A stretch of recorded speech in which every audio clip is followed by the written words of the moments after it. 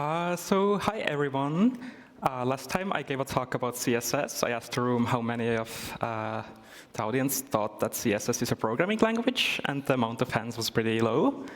I assume this audience is going to be a bit more enthusiastic about it, so let's do a show of hands. Who of you think CSS is a programming language? Hell yeah. OK, so I'm Lyra. You might also know me as Rebane. And as mentioned, usually I do security research, I do browser CVs, so on. But today I'm going to talk to you about CSS, and specifically using it to make games. So before we get started, there's a QR code for the slides. You can also get it after the talk. It's just here if anybody wants it right away. This talk will contain animations and visual effects that are really cool. It will have a short video clip with cool music. And at the end of the talk, all of you will get a click. So if that sounds good, let's get started.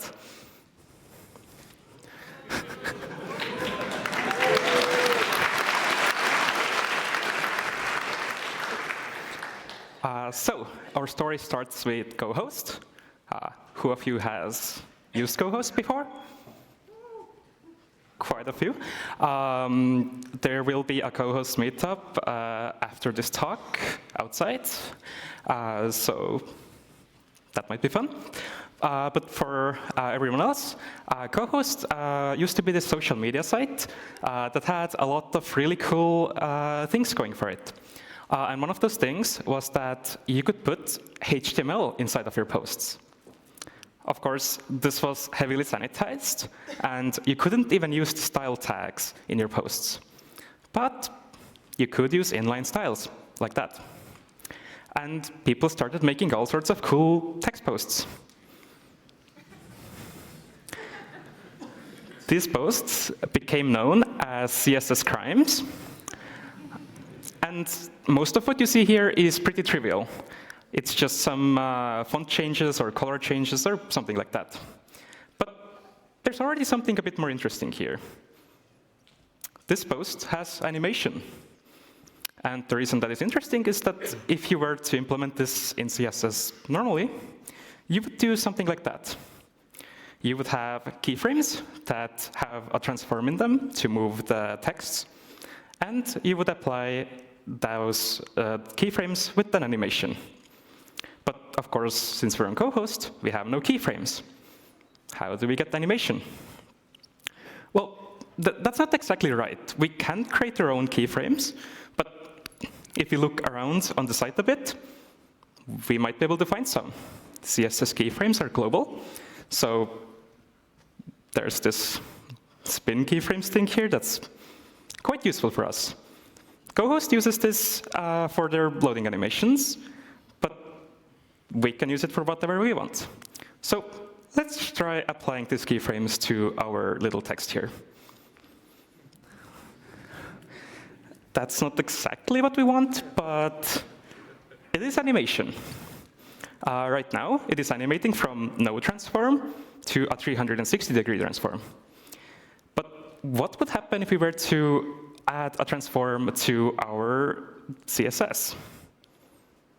Well, suddenly the spinning disappears, and our transform gets animated. So that's how you can make use of keyframes already on a site to make animations. But OK, I promised you games. That's not really a game. Let's take a look at this post. This is Cohost 22, and it's this fun little computer thing, operating system, whatever, where you can click on programs and open them. That's all inside of a social media post. How could we create something like that? Well, it starts off with what is probably the most important element to Cohost CSS Crimes, which is the details element. The details element shows you a summary, as you can see. And when you click on it, it shows you what's inside the details element. Pretty simple. But what you can do with that is you can start styling it to make a window, to make an icon. You can use absolute positioning to move the window wherever you want, detached from the icon. And if you clean things up a bit, you already get a fake operating system. Pretty cool. OK, so this details element is actually used for pretty much everything when it comes to CSS Crimes. Here's another example. This is a point-and-click adventure game made by Rykarn. It's made out of just details elements. And it has a lot of different paths you can take, a lot of different endings. You can pick up items and use them. And here's like all the things you can do. It's pretty cool. So let's make one of those. We start off by just using a bunch of details elements to make our story. So we can enter a building, choose a door, and either win or lose. Now, of course, the post we saw used images, so let's also use images. And, well, the images are not really placed how we want, so we use absolute positioning to put them all in the same place. There we go. Now, to make choices possible, we can just overlay summary elements where you can click on them. And if we make them transparent, that's our game. Let's try it. We click on the door, we click on the left door, we lose. We click on the door, we click on the right door, we win. Pretty cool. OK, let's take a look at the next crime. This is an art program. You can click the pixels to draw images. And if you click them again, it draws different shades. And what's cool about this is that if we take a look at this pixel, if we keep clicking on it, it keeps cycling the colors. How can we make something like that? Let's try. So let's pick some colors to use. These are not very good for contrast, so I'm going to pick some random ones.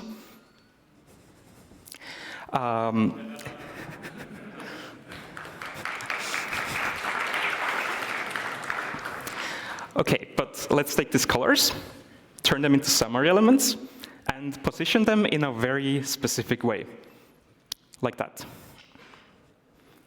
These summary elements will contain details elements, which we'll see later. But for now, we should take these summary elements, put them inside of a div, and then put that inside of another div to only show one pixel to the user. So currently, we have the lime color, which is the only one visible. Now, the summary elements contain details elements of specific sizes. And once we open one of those, it's going to move this entire block of summaries to the right. So let's try clicking on this lime one, and we get the next color. Let's click on it again, get the next color, and so on. This last summary element has a bigger details content thing to go back to the first color. And now we start closing them. And that is how you can have a color cycling thing.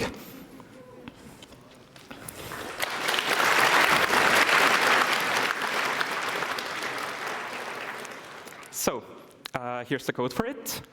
It's a bit much, but the important part here to note is that we are positioning the summary elements absolutely so that they do not affect the size of our outer div, or the inner div, I mean.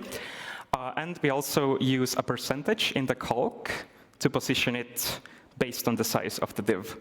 So that way we can position elements based on the size of the div without having to make them take size up themselves. OK, let's take a look at something a bit more gamey. This is CoQuest by Cornsicle. And it's a 2D top-down adventure game where you can walk around and interact with the environment. I think that is really cool to have in a social media post. Let's make it. So we once again use the technique that's known as width hacking. That's the thing we saw earlier with the color cycling. And we sort of have a move right button already here. We click, we click, we click, we move right. But there is no button to move left. So what we can do instead is, instead of having that 100% in the calc, we can have a negative 200%. This swaps the order of the summary elements around.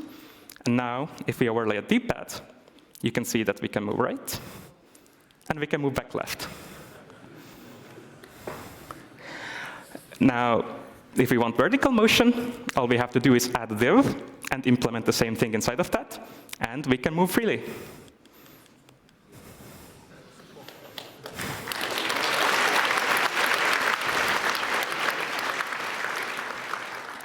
Now, this here is not a game yet. It's just movement. let's make it into a game. I made this little map here for a game. We have to get the key to open the lock to get the bone. So how do we make this map into a game?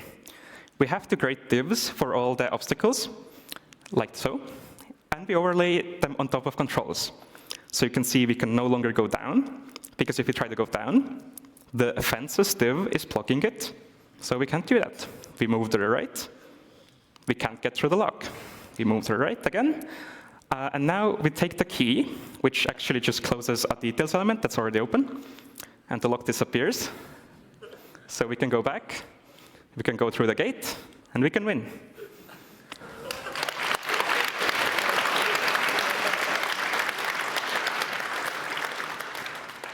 The source code for this game is a bit long, so I just put it on Gist. It's also in the source code of the slides if it, for some reason, disappears from the Gist. But OK, let's do a lightning round of some other cool Cohost techniques. So you can make divs resizable. You give them the resize property and the overflow property. And now you can grab the corner and resize them.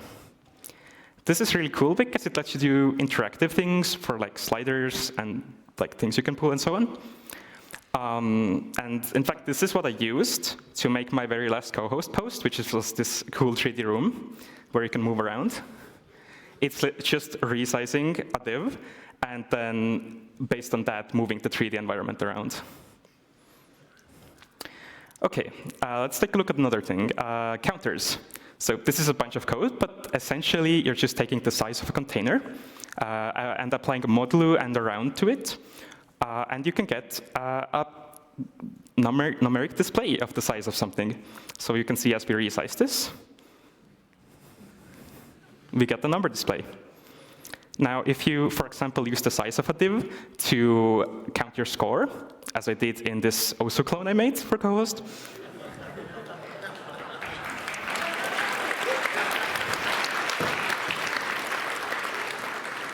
you can see in the corner the score goes up, and that uses that technique. I actually learned about this technique from this really cool post. And back then, there was no modulo function in CSS, so you had to do some stuff like that, which is pretty fun. Definitely recommend checking that post out if that interests you. OK, what else do we have? We have randomness. So if you just animate something, then when the user clicks on that thing, it becomes a random value. Pretty simple. I use this for my Cohost blackjack game.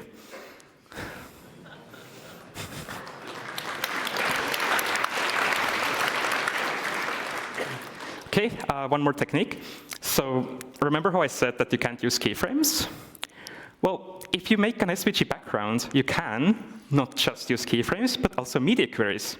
So what you can do is you can have a div that when it gets to a specific size, it plays an animation. Pretty fun. I did not use this one. OK, and then at last, some cool stuff to check out. So there's this really cool list of CSS Crimes by Yellow Afterlife that has some of the coolest Cohost stuff. I definitely recommend checking that out. Most of Cohost is on Internet Archive, so you can still check those out.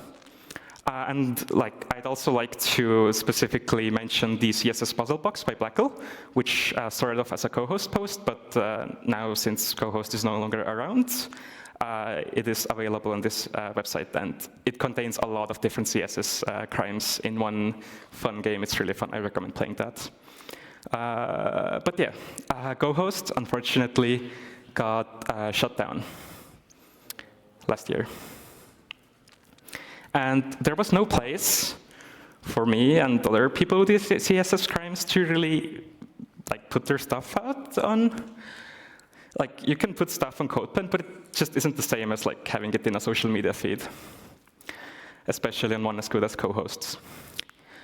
But as one door closes, another one opens. And as I was looking for a place to put my creative efforts to, I thought that maybe I should make a game, a full-on game that feels like a complete experience and is fun to play, even if you know nothing about CSS. That was my goal. So I made CSS Clicker. And I'm going to play the intro for this, which plays with music, so it's going to be music. But yeah, I wanted to hype this game up, so I made a little intro for it in CSS, so let's check it out.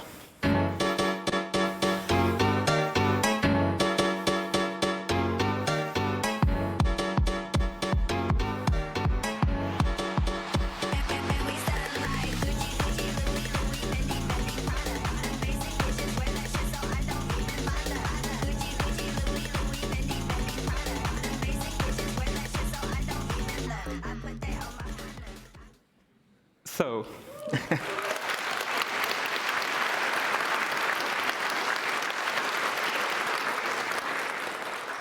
CSS Clicker is this game where you have to click that little refresh button to get views on your website.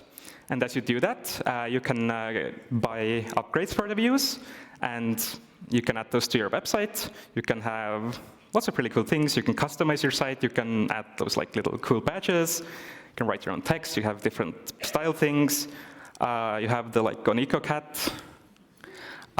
So really fun.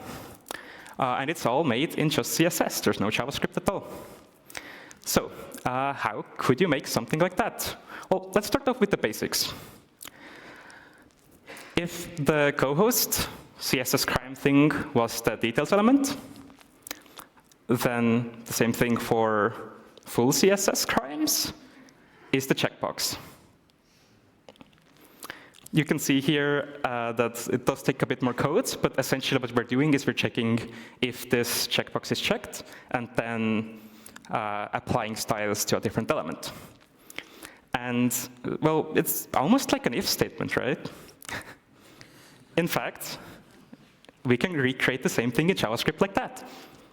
And what's funny to me is that the JavaScript implementation is actually longer than the CSS one.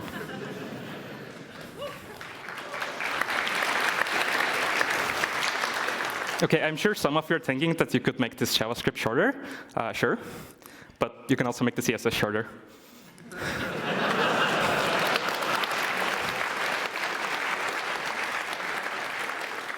OK, but what are these checkboxes so good for? What differentiates them from the details element? Well, with checkboxes, we can apply styles to any element on the page, even if it's not next to the checkbox. And what this means is that we can recreate all of the logic gates. Here is an example of all of the logic gates.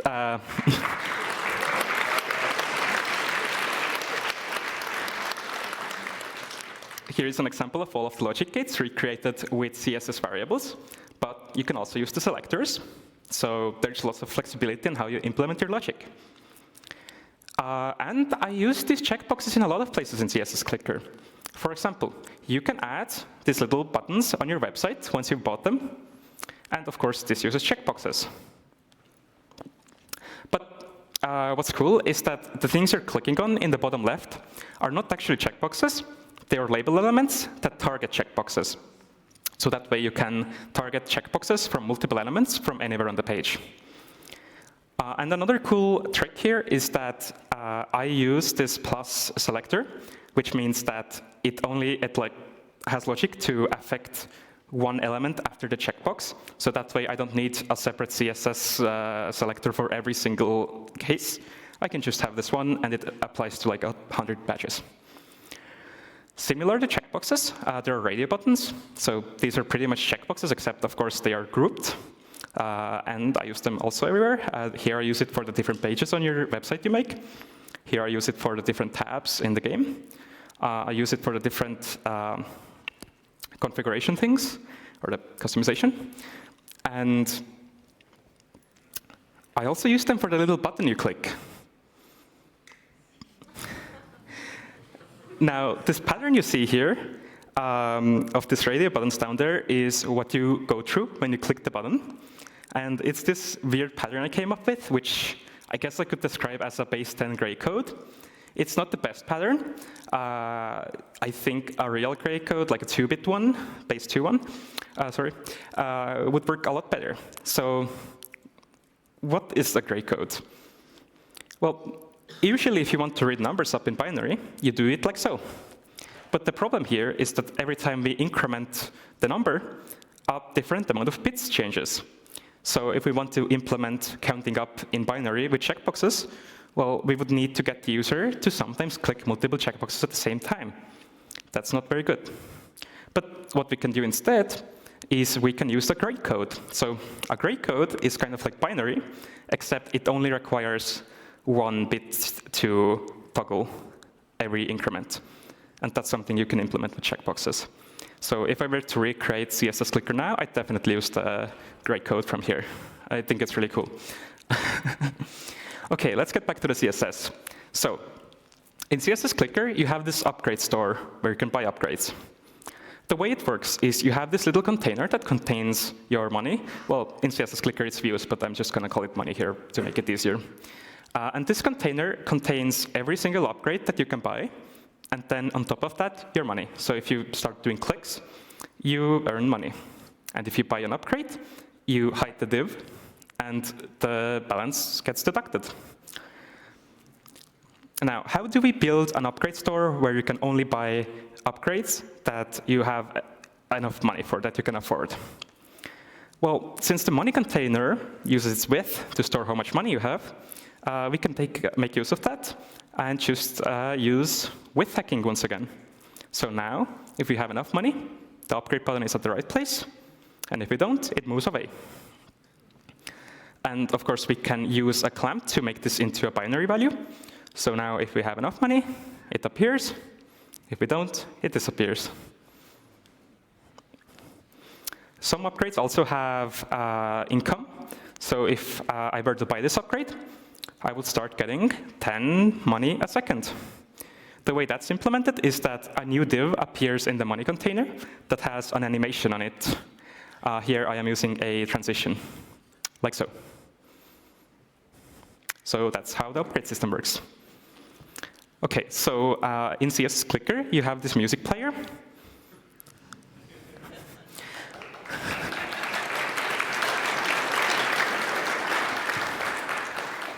And of course, like any good music player, you can move its window around. And this is actually using the classic CSS trick from Cohost, where you just make the thing resizable. You can also add a clip path to make sure it doesn't occlude anything else on the page. And that's how you can make things you can move around. There's also this little button down there. If you press that, it plays a random song. How does that work? Well, once again, it's a Cohost trick, which is the use randomness. And whichever button is at the top at the time you click is what gets clicked. And last but not least, of course, you can play music. How does that work without JavaScript? Well, the browser does support opening MP3s on its own. So what we do is we create an iframe, and we have links to different MP3s. But instead of them navigating you to the MP3 like away from the game, they have this target attribute that opens those in an iframe instead. You hide this iframe away, and when somebody clicks on a track, it plays it. OK, last thing from CSS Clicker. So there's onEcho, which is this cat that follows your mouse. And this cat has lots of fun animations. It also likes to sleep sometimes. If we wait a bit, we can do like a little snooze pause here. Wants to sleep. Let's see. Will the kitty fall asleep if we're silent? So cute. So the way this works is that the page is divided up into squares. And whenever you're hovering one of the squares, it detects that and plays according animations and stuff, as you can see on site. So if you set it up right, it looks and feels pretty natural, and I think it's pretty cool. OK, that's it for CSS Clicker. Let's do a quick another lightning round. So this is a tic-tac-toe game I made in CSS, and it uses no HTML.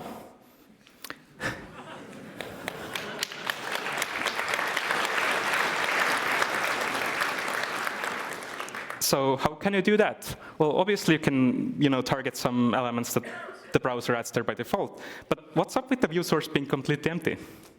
Well, it turns out Firefox supports the link header to load style sheets. So you can serve a completely empty document and then still load styles into it to make a game inside of that. I'd also like to shout out chain ori stuff. I think it's mostly like Chrome only, but it's really cool. There's a CPU hack where by using animations in a very specific way, you can build a CPU that has registers and like a loop and so on. So you can pretty much create whatever. Another cool thing is that there's CSS networking. So by using the CPU hack, you can have a server send you binary data that you can process within CSS, as you can see there. Now, that's not actually a new idea. That's just a really good implementation of it. But it has been around for a while, and here's one example of that from Cohost. It's a post explaining different ways you can have data transfer in CSS. So, OK. Check out my cool website, where you can play CSS Clicker. You can see my projects. You can read my blog. I actually have, I forgot to mention it here, but I have a blog about modern CSS. So you should read that if you are struggling with CSS or feels like very annoying to write. Also my contact info and socials and everything. And these slides are available on my website as well. I make these slides in my own HTML CSS editor, so I hope they are cool.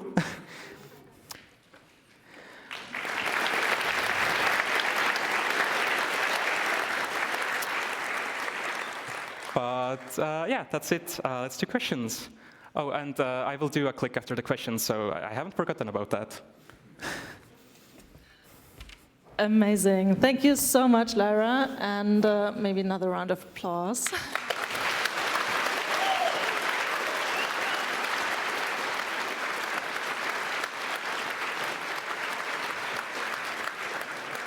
So who by now is convinced that CSS is a programming language? I see many more hands than before. And I also see quite a few questions. So you can line up on the microphones, microphone 1, 2, 3, 4. And there's also probably questions from the internet, from our Signal Angel. And I will start with microphone number 1, please. So I think we're all convinced that CSS is a programming language. Are we convinced that CSS should be a programming language? What's your take on this? I think that it's a bit scary, but I think it's good because the way CSS works allows you to program some things that with JavaScript would run less efficiently. So you can have smoother experiences and sometimes also easier implementations. Thank you. Thank you. Microphone number 2, please. Yes, thank you for the talk. I think everyone who's worked with CSS before remembers that they had to use like some WebKit prefixing at some point. So my question is, how well does one commit CSS crimes across browser engines? How much of it is just working around differences between browsers? I'd say these days, unless you want to target the like very new features, Chrome and Firefox are both very good. Safari, I don't know. But yeah, the CSS support has gotten a lot better, especially with things like baseline, which I recommend looking up if you have struggled with getting browser versions to be right in the past. Great, thank you. Cool, thank you. Another question for microphone number 3. Do you know anything about SVG crimes, and do you want to talk about SVG crimes later? Oh yeah, if you go on my website, you'll find a blog post about a new SVG-related vulnerability class I found. Mm-hmm. So that's really cool. You can, I don't know, I hacked Google or something, I don't know. Can you do everything in CSS Clicker? Could you do it with SVG, or is it lacking something? I mean, I see it's very impressive. It's just the question, is this like in the way you do it, is it like? So I'm not 100% sure, but I think you are able to do everything within an SVG that you could with CSS, except if you want to embed it as an image instead of loading it as an iframe or top level, then you can't interact with it as much. So. Oh, okay, thanks. Cool, thank you. Do we have questions from the internet? Yes. So please, to the Signal Angel. Your microphone is maybe off? Okay, it's working. I should ask, since Cohost shut down, do you know of any new places where people can share CSS crimes? Unfortunately not. I've seen a few projects pop up that want to do that, but I haven't found anything that has fully gotten there yet. But I really hope that there will be something like that, because Cohost was awesome. Cool, thank you. Then microphone number 1. Yeah. Regarding the checkbox trick that you used, have you checked out the popover API? That's relatively new. I've looked into it a bit. I'm not sure if it's that useful for CSS Crimes specifically, but it is a really good API for implementing things in a less hacky way for real-world applications. Thank you. Thank you. Then another question from the Signal Angel. Yes. If you had to change multiple checkboxes at once, how would you do it? You wouldn't. You would sort of work around it and pretend to change multiple at once, but I don't think you can change multiple at the same time from user input. Or you could use JavaScript.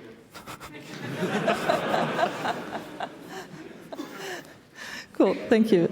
Microphone number 2, please. So those interested in privacy sometimes disable JavaScript, even though they become a little bit more unique. They have less fingerprinting factors.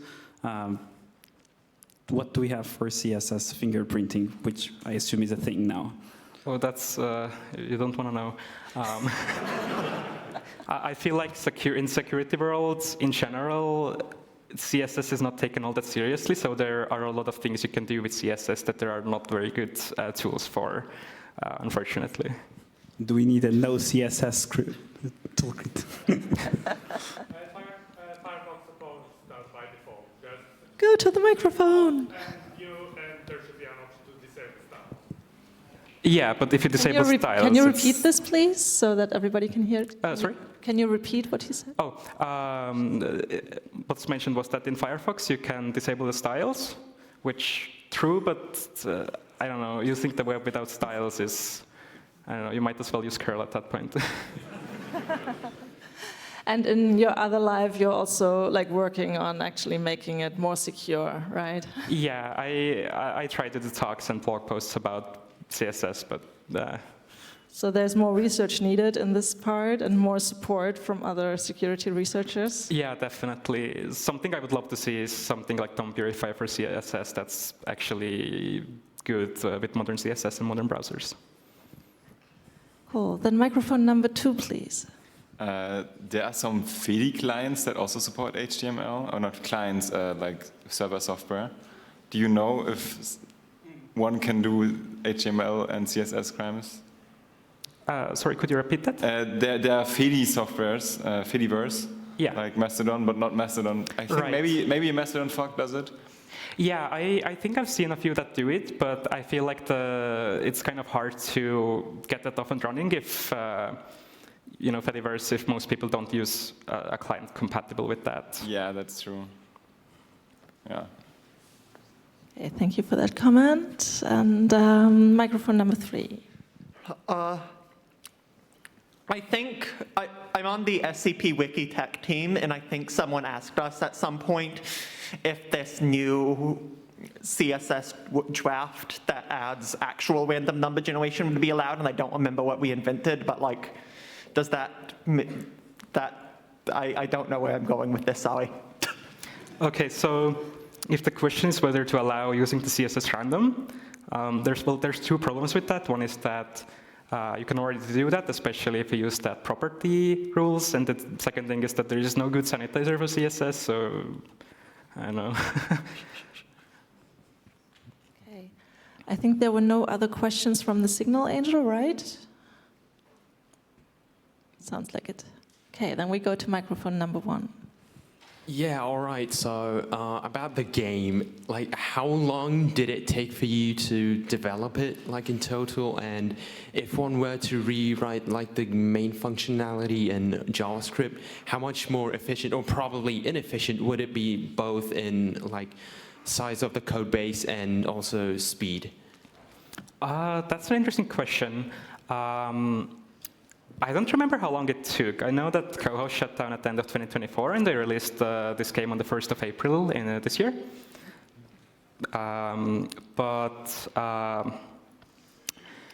When it comes to JavaScript, I think CSS Clicker does a lot of things that are a lot better implemented in CSS, but there are a few things that have a lot of repetitive code or that cause performance issues where JavaScript would make it better. But also, the way I see it is that CSS Clicker being as complex as it is kind of shows that if you're making something simpler in CSS, then it's going to be pretty performant and nice. All right, thank you. Cool. Thank you. Then microphone number 2, please. Yes, hello.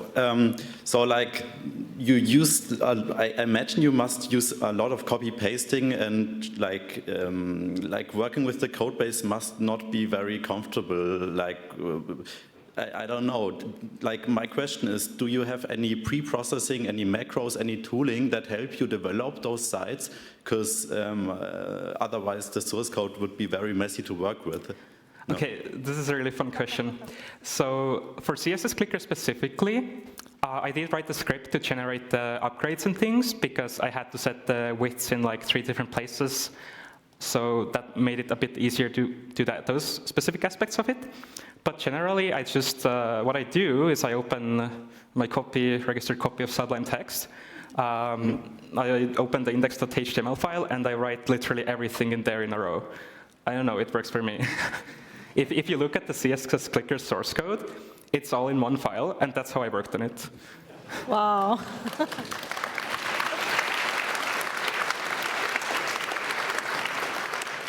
That's true art. We have lots of questions still left. Microphone 3, please. Yeah, you mentioned social media that people can use to share CSS crimes. Have you ever looked at what people did with Reddit's subreddit styles back in the 2010s? Yeah, I remember actually there was this really cool thing you could do with those, which was known as pony modes. So what you would do is you would have hidden links, or like links that didn't show up on Reddit by default, but with CSS it made it into like pony emoticons and things. So people could post on like My Little Pony subreddits with these like emoticons in the comments. But also there was a browser extension that showed those styles on every other page. So people started having secret conversations in Reddit comment threads, and only the other people with the extension installed could see the emotes and texts there. Cool. So microphone number 1. Hi. Is there some potential in the content property for CSS crimes? The content property, yeah, you use that on pseudo styles all the time.